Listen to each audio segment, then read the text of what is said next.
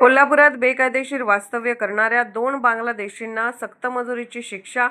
ओळख लपवून भारतात बेकायदेशीरपणे वास्तव्य करणाऱ्या 2 बांगलादेशी नागरिकांना न्यायालयाने दोषी ठरवत 3 वर्ष 8 महिने सक्त मजुरी, प्रत्येकी 10,000 रुपये दंडाची शिक्षा सुनावली आहे.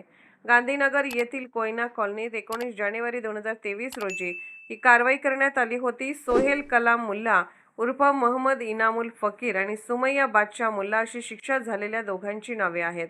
मिळालेल्या माहितीनुसार हे दोघे आपली खरी ओळख लपवून इंगवले यांच्या घरी पती-पत्नी म्हणून राहत होते. दोघेही बांगलादेशचे नागरिक असून विना पासपोर्ट भारतात प्रवेश केल्याचे पोलीस तपासात निष्पन्न झाले.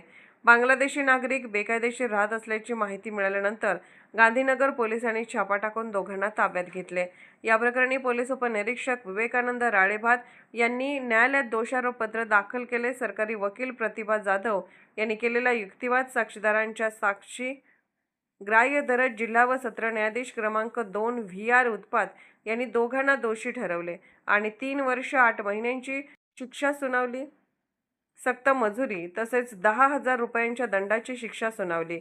म्हणजेच ओळख लपवून भारतात बेकायदेशीरपणे वास्तव्य केल्याप्रकरणी दोघांनाही आता न्यायालयीन शिक्षेला सामोरं जावं लागणार आहे.